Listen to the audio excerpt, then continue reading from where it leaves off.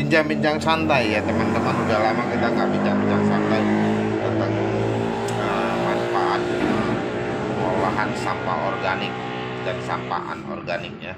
Salah satunya itu untuk mengurangi jumlah sampah yang ada di tempat pembuangan ya.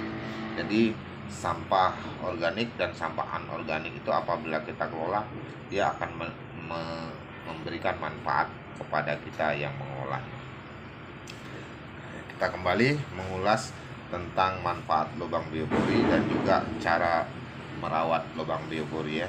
Jadi setelah teman-teman buat, jangan lupa dirawat lubang biopori itu agar biar bisa lebih bekerja secara maksimal dan bekerja sesuai dengan yang kita inginkan.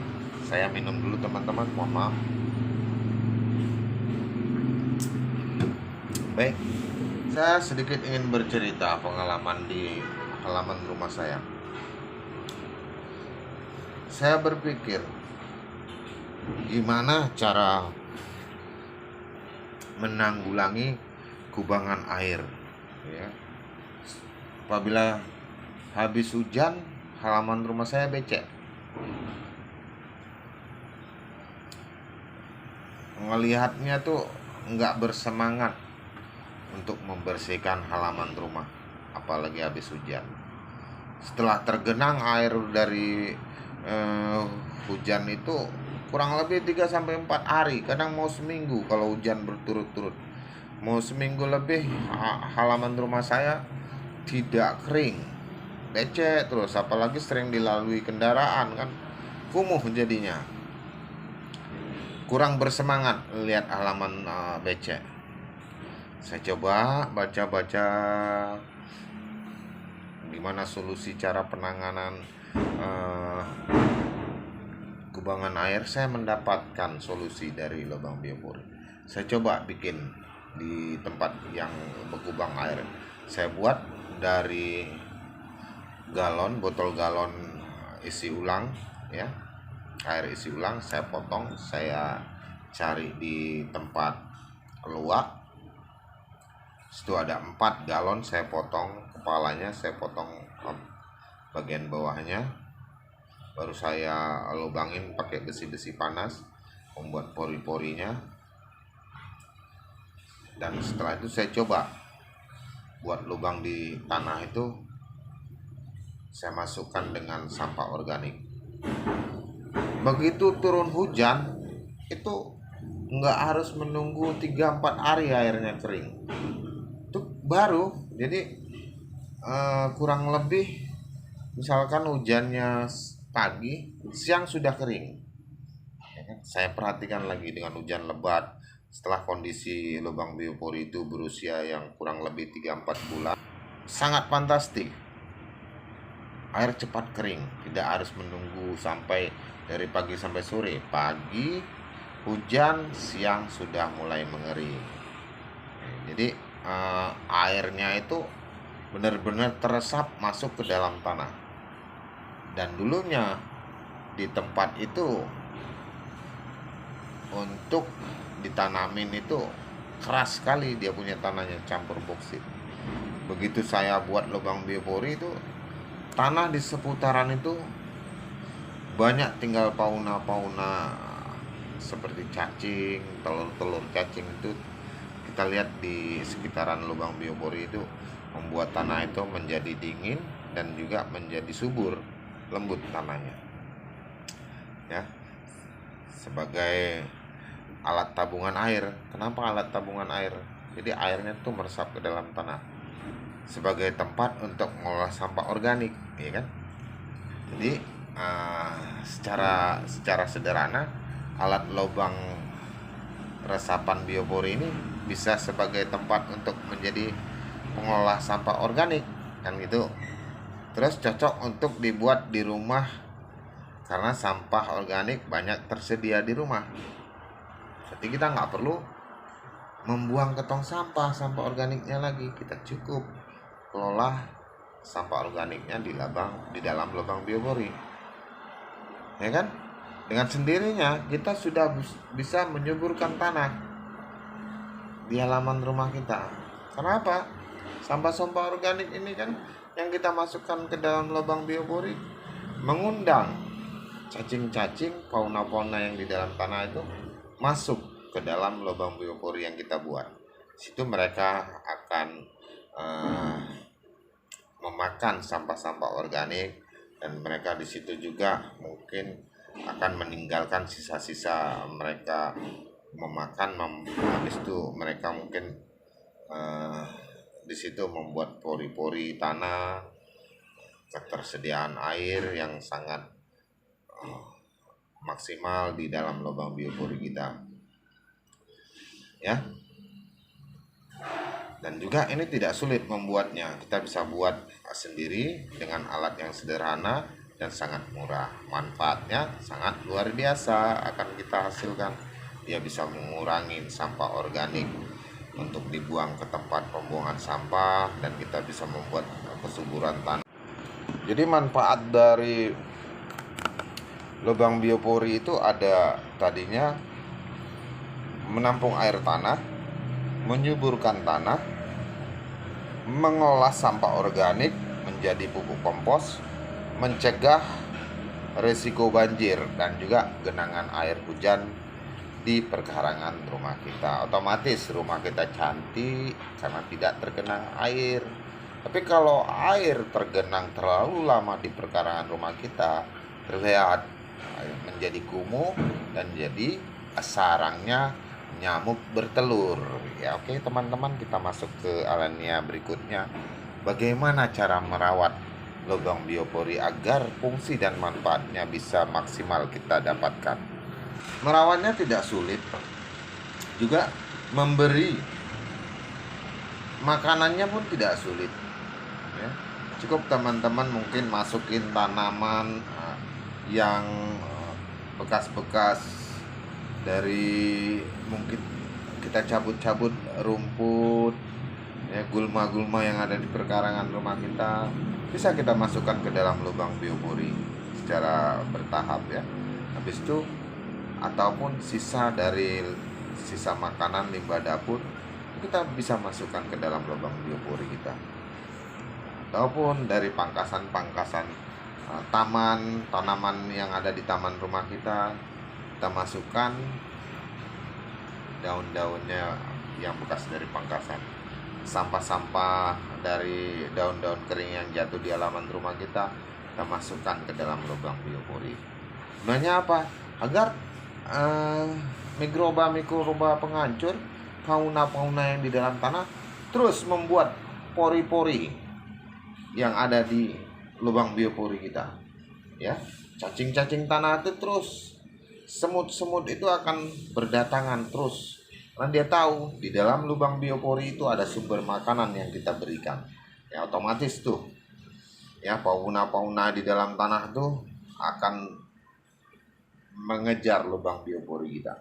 Dengan secara tidak langsung mereka membuat pori-pori tanah. Tanah pun airnya tidak keras, dan tanah pun ada sumber manfaat untuk tanaman, ya. Di situ untuk ketersediaan air masuk ke dalam tanah lebih lancar karena pori-pori yang dibuat oleh fauna tadi bekerja secara maksimal. Tanah di tempat lubang biopori pun airnya subur, kan gitu kan. Hasil dari pengolahan sampah organik kita bisa manfaatkan kembali untuk mengurangi sampah organik. Berarti sampah organik tidak harus lagi kita bakar dan tidak harus lagi kita buang ke tempat pembuangan sampah.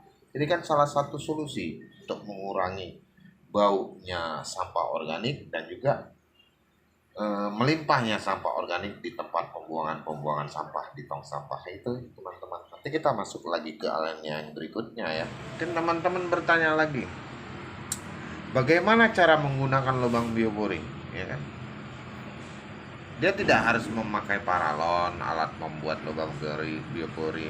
Dia bisa juga memakai ember, dia bisa juga memakai botol plastik bekas. Dia bisa juga kita gunakan dari seperti bekas minuman ini, mungkin yang ada yang sudah tidak dipakai, bisa kita potong atasnya, potong bawahnya. Nanti yang atasnya yang bawahnya ini bisa menjadi tutupnya ya. Jangan lupa dinding-dindingnya kita bolongin guna membuat pori-pori yang ada di dinding-dinding tanah, dan juga tutup atasnya kita lobongin, bolong-bolongin ya. Bisa bolong-bolonginnya pakai besi panas, pakai bor, ataupun pakai solder. Itu terserah teman-teman nanti mencobanya alat apa yang lebih murah dan alat apa yang teman-teman bisa mudah dapatkan ya. Cari tempat yang kira-kira tidak mengganggu. Teman-teman bisa masukkan sampah-sampah organik ke dalam lubang-lubang biopori yang sudah teman-teman buat ya. Mungkin teman-teman nanti setelah mencoba, teman-teman akan menjumpai masalah baru. Kok 1 bulan belum jadi kompos, kok 2 bulan belum menjadi kompos, ya kan? Padahal katanya kurang lebih 3 atau sampai 6 minggu sudah jadi kompos ya. Jadi bekerjanya lubang biopori secara maksimal itu paling tidak membutuhkan waktu ya. Dalam kita pembuatan lubang biopori itu kan tidak secara langsung semut dan cacing itu datang langsung beramai-ramai, otomatis kan memakan waktu ya. Di situ paling tidak usianya lubang biopori itu bisa bekerja kurang lebih 2 atau 3 bulan. Sampah organik pun bisa hancur oleh fauna-fauna dalam tanah itu kurang lebih 3 sampai 4 bulan. Kenapa?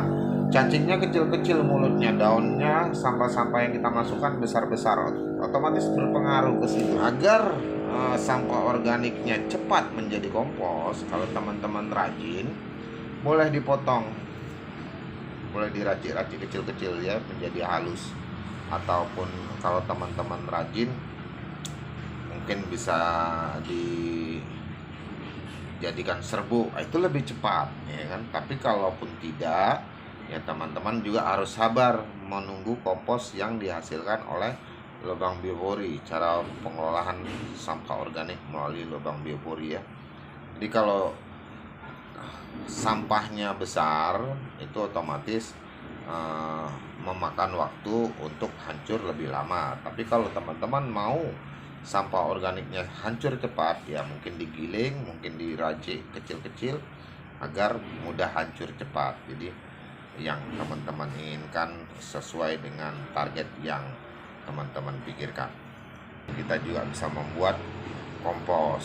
Yang paling utama, kita bisa menjaga lingkungan tempat tinggal kita menjadi bersih dan menjadi sampah organik itu lebih bermanfaat.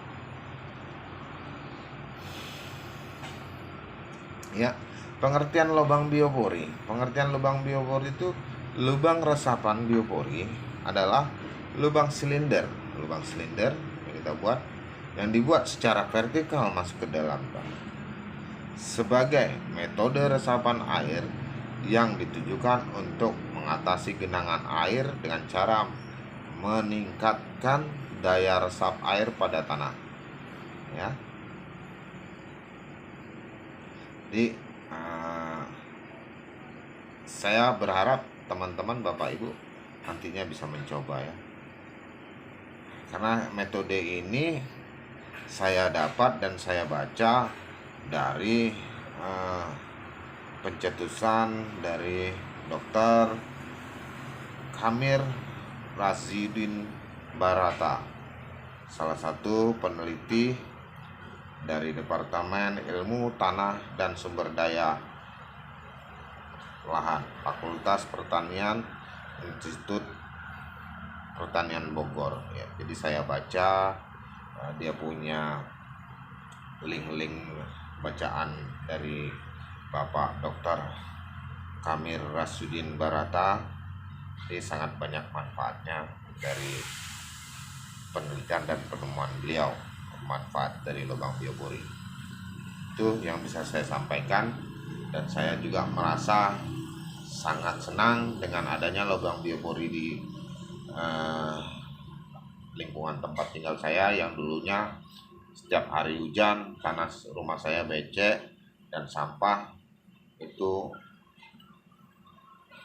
kadang-kadang sampai berbau apabila saya tidak bakar atau saya tidak buang ke tong sampah, dan menjadi berserak sampah-sampah organik. Dengan mengenalnya saya dengan lubang biopori, pengelolaan sampah organik secara sederhana, saya mempunyai ketersediaan pupuk kompos, saya mempunyai lahan tanah yang subur, saya mempunyai ketersediaan air bersih untuk di tempat tinggal saya. Otomatis sumur tempat tinggal saya tidak kekurangan air bersih. Air adalah sumber utama untuk kehidupan ya. Jadi supaya di lingkungan tempat tinggal kita mempunyai ketersediaan air bersih yang memadai dan juga mempunyai ketersediaan yang maksimal, paling tidak mari ya kan kita tingkatkan daya resap air di lingkungan tempat tinggal kita ya. Mungkin dengan cara yang paling mudah, yaitu membuat lubang resapan biopori ya. Meningkat biopori ini bisa menjadi solusi ya. Solusinya itu tadi saya sampaikan, menyiapkan ketersediaan air bersih. Apabila fauna tanah telah membuat terowongan kecil dalam tanah, maka luar bidang permukaannya akan bertambah ya kan? Siapa yang membuatnya akan bertambah? Itu tadi, fauna-fauna yang ada di dalam tanah, mikroba-mikroba penghancur sampah organik tadi, cacing ya kan, seperti ulat seribu. Di situ juga ada akar-akar tanaman yang membuat lubang-lubang biopori, pori-pori tanah. Jadi kan air itu masuk melalui lubang biopori yang kita sediakan, dan pori-pori dalam tanah sudah terbuat secara tidak langsung oleh fauna-fauna penghancur yang kita undang untuk hadir ke dalam lubang biopori. Kita kasih sampah-sampah organik ya. Jadi kita bilang permukaannya mungkin biopori itu 4 cm atau 6 cm. Namun kalau sudah secara berkala, fauna itu akan membuat terowongan-terowongan kecil, pori-pori dalam tanah, maka luar bidang permukaannya akan bertambah. Dengan kata lain, menjadi 40 kali luas bidang resapan semula. Yang awalnya cuma kita buat 4 cm, sudah kita rawat 2-3 bulan, kita angkat dia punya komposnya, media tanamannya. Sambil berjalannya waktu, dari 4 cm itu bisa 40 kali luas bidang resapan semula. Wah, bayangkan banyaknya air. Terus yang kedua, mengambil sampah organik dari lubang resapan biopori setelah menjadi kompos ya. Jadi teman-teman juga setelah membuat lubang biopori tidak boleh ditinggalkan begitu saja, agar lubang biopori ini terus bisa bekerja maksimal. Sampah yang sudah kita masukkan secara berkala, baik itu sampah organik limbah dapur atau sampah organik kering atau basah, kita masuk ke dalam lubang biopori, otomatis di lubang biopori itu sudah menghasilkan kompos, pupuk kompos. Ya, tata cara pemeliharaan lubang resapan biopori. Ya, cara merawat lubang biopori itu untuk bisa menghasilkan target yang kita inginkan dan keinginan yang kita mau. Ya, tadi saya sudah sampaikan manfaatnya. Ini cara merawatnya agar lubang biopori yang kita buat itu bisa bekerja secara maksimal. Satu, yang pertama, untuk merawat lubang biopori itu bisa bekerja dengan maksimal, isi lubang resapan biopori dengan sampah organik secara berkala. Saat volume sampah mulai menurun, ya, kenapa menurun? Karena sampah organik yang kita masukkan itu dimakan oleh cacing dan mikroba penghancur, dan sampah organik baik yang kering dan basah itu akan mulai terurai, jadi berkurang. Begitu dia berkurang, sampah organiknya di dalam lubang biopori kita tambahkan lagi. Dengan sampah organik yang dari halaman rumah kita ataupun dari pengolahan limbah dapur yang dihasilkan dari keluarga kita, mungkin dari masakan, sisa makanan, masukkan ke dalam lubang biopori. Mungkin teman-teman Bapak Ibu ya takut bahwasanya halaman rumahnya menjadi bau karena ada lubang biopori. Itu bisa kita kurangi dengan mengatasi masukkan sampah organik yang kering seperti daun-daun kering, rumput-rumput, itu bisa menutupi, mengurangi bau. Jadi tidak harus takut untuk bahwasanya aromanya jadi tidak sedap. Untuk mengurangi aroma yang tidak sedap, kita masukkan dengan daun-daun kering agar lubang biopori tidak menjadi masalah baru, timbul bau yang tidak sedap ya. Takut Bapak Ibu atau teman-teman berpikir, wah halaman rumah saya jadi bau nih gara-gara ada lubang biopori. Cara mengatasinya tadi dengan memasukkan daun-daun kering, ataupun bisa juga dengan serbuk-serbuk kayu, ataupun dari sabut-sabut kelapa bisa dimasukkan untuk mengurangi baunya. Itu yang pertama tadi ya, kita masukkan sampah-sampah organik secara berkala, media-media tanaman untuk di dalam pot. Jadi tanaman-tanaman hias yang kita sayangi akan tumbuh subur dan membuahkan hasil yang kita inginkan. Otomatis kalau dia subur berarti dia akan menghasilkan bunga dan akan menghasilkan buah. Ya, yang keempat, bisa mencegah resiko banjir. Kenapa bisa mencegah resiko banjir? Paling tidak air hujan yang turun ke permukaan bumi di halaman rumah kita itu tidak tergenang terlalu lama, dan juga volume air itu akan masuk ke dalam lubang biopori yang dibuat oleh cacing, mikroba-mikroba penghancur yang ada di lubang biopori, akan diserap ke dalam tanah melalui pori-pori yang dibuat oleh akar, hewan-hewan mikroba penghancur yang membuat tanah mempunyai pori-pori untuk menyerap air ke dalam tanah. Otomatis salah satunya pencegahan menjadi halaman tempat tinggal kita tidak tergenang air, dan air tidak semuanya masuk ke dalam selokan. Ada sebagian yang masuk ke dalam tanah tempat tinggal kita. Ya juga tadi lubang biopori yang kita buat bisa mengolah sampah organik menjadi pupuk kompos ya. Kurang lebih 2-3 bulan itu sampah organik bisa menjadi kompos ya kan? Berarti kan keuntungannya sangat banyak. Kalau kita mau memiliki media tanaman dan memiliki tanah yang subur dan memiliki tanah yang mempunyai ketersediaan air, ayo kita sama-sama kita buat lubang biopori di halaman perkarangan rumah kita yang tentunya tidak mengganggu aktivitas kita di saat kita melalui halaman rumah kita. Mungkin bisa diletakkan di tempat-tempat yang kita anggap itu tidak mengganggu aktivitas sehari-hari lalu lalang kita ya. Di situ juga bisa menghasilkan media tanaman pupuk kompos ya.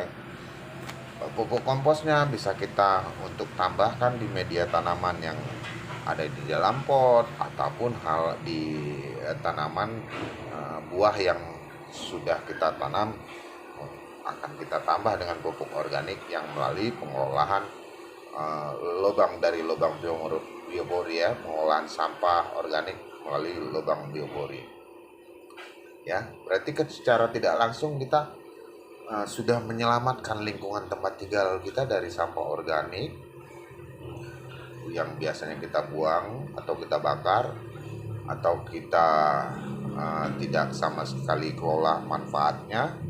Tapi dengan adanya lubang biopori Ini lubang yang sederhana tapi banyak manfaatnya. Ya, mengolah sampah organik menjadi pupuk kompos. 2 atau 3 bulan itu sudah bisa kita panen komposnya untuk kita tambahkan. Ya, tadi yang ketiga, yang pertama sudah kita bahas, yang ketiga sudah mau kita bahas ini ya, manfaat dari lubang biopori yang kita buat, mengolah sampah organik menjadi pupuk kompos, ya kan gitu. Selain menyediakan air bersih di halaman perkarangan rumah kita, dan juga tadi bisa menyuburkan tanah, ya. Terus tadi saya sudah bahas juga, kenapa bisa menyuburkan tanah? Ya, dia tadi itu sumber mineral yang protein dari sampah-sampah organik itu mengundang binatang-binatang mikroba penghancur makan sampah organik, dan di situ mereka akan membuat lubang-lubang biopori. Lubang-lubang biopori akan membuat akar tanaman menyerap sumber-sumber makanan yang dari lubang biopori hasilkan. Dari situ juga akan menghasilkan pori-pori tanah, menyimpanlah air hujan masuk ke dalam tanah menjadi air bersih untuk ketersediaan di dalam tanah ya. Jadinya air itu tidak langsung buang ke selokan-selokan, jadi tetap masuk dalam tanah yang ada di wilayah tempat tinggal kita ya. Kita lubang-lubangin dinding-dinding pipa itu. Kalau teman-teman bisa membuatnya dengan yang paralon yang 4 in atau 2 in atau 6 in, tergantung kebutuhan teman-teman untuk menggunakan media limbah organiknya ya, sampah organiknya ya. Mau banyak berarti buatlah dia punya lubang bioporinya lebih besar, agar nantinya media tanaman yang dari kompos itu bisa menghasilkan lebih banyak ya. Untuk merawat lubang biopori itu paling tidak dibutuhkan juga 2 atau 3 bulan penghancuran, pengomposan sampah organik itu nantinya bisa kita panen. Itulah cara merawat lubang biopori ya. Jadi misalkan sampah itu kita masukin 2 atau 3 hari sekali ya kan, nanti kurang lebih usianya 2 atau 3 bulan itu sampah organik itu akan menghancur ya kan. Jadi setelah sampah itu hancur dan menjadi kompos, ya kita ambil, kita panen komposnya yang dari pengolahan melalui lubang biopori sampah organik tadi ya, dari limbah labur, daun kering, dan daun-daun basah yang ada di perkarangan tanaman halaman rumah kita ya. Jadi sampahnya nggak perlu dibakar lagi, sampahnya bisa menjadi pupuk alami ya, pupuk organik ya. Jadi kita mengolah sampah organik menjadi kompos dan juga ikut menyuburkan tanah di tempat tinggal kita. Jadi tanah yang ada di sekitaran lubang biopori itu otomatis akan menjadi subur.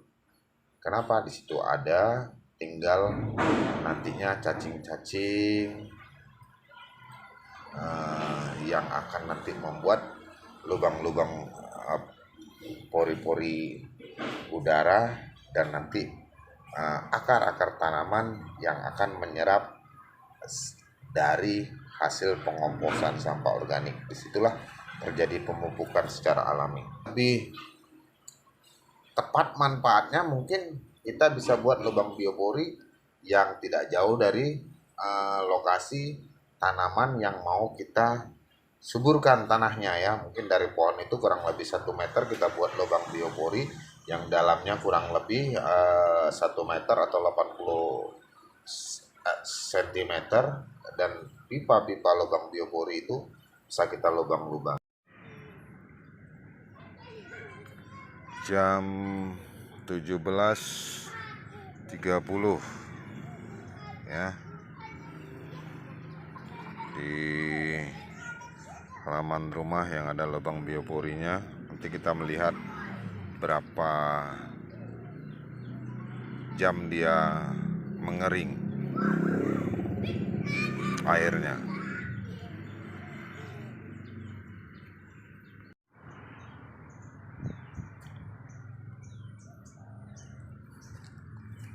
Genangan air jam 6 kurang 14 menit.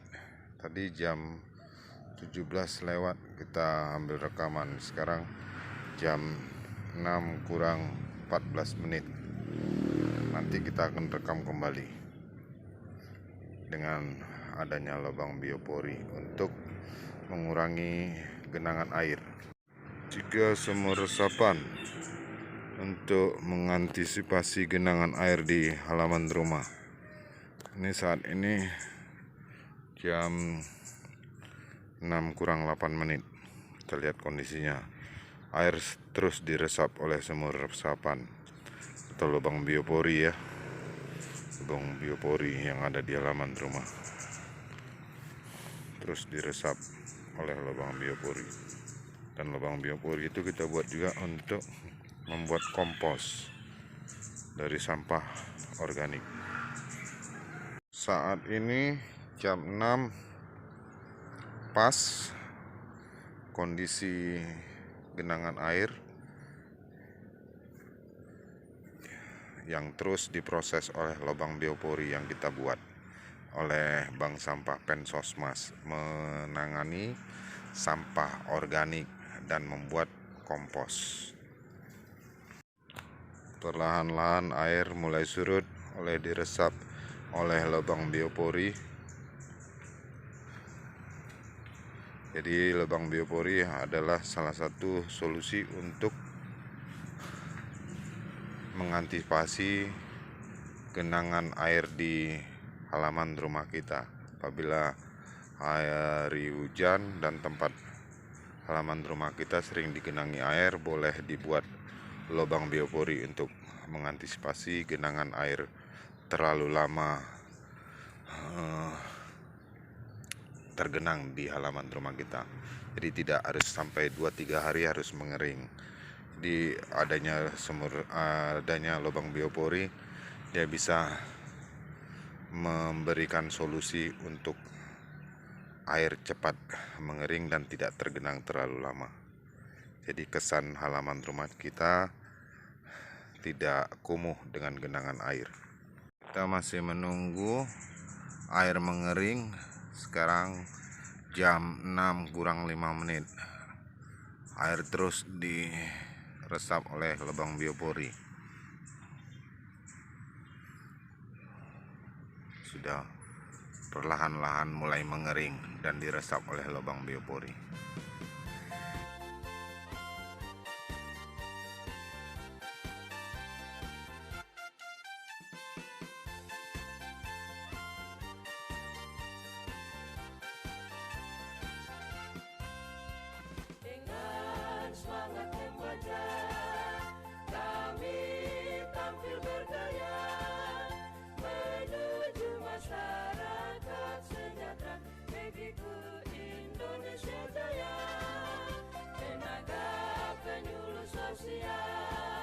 Selalu siap sedia, bahu-membahu bersatu padu, wujudkan masyarakat yang maju.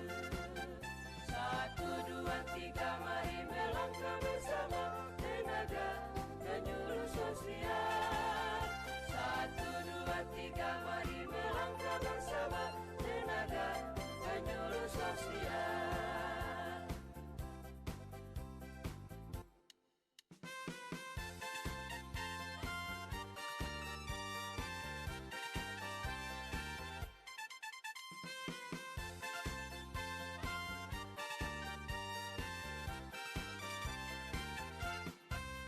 Tenaga penyuluh sosial selalu siap sedia, bahu-membahu bersatu padu, wujudkan masyarakat yang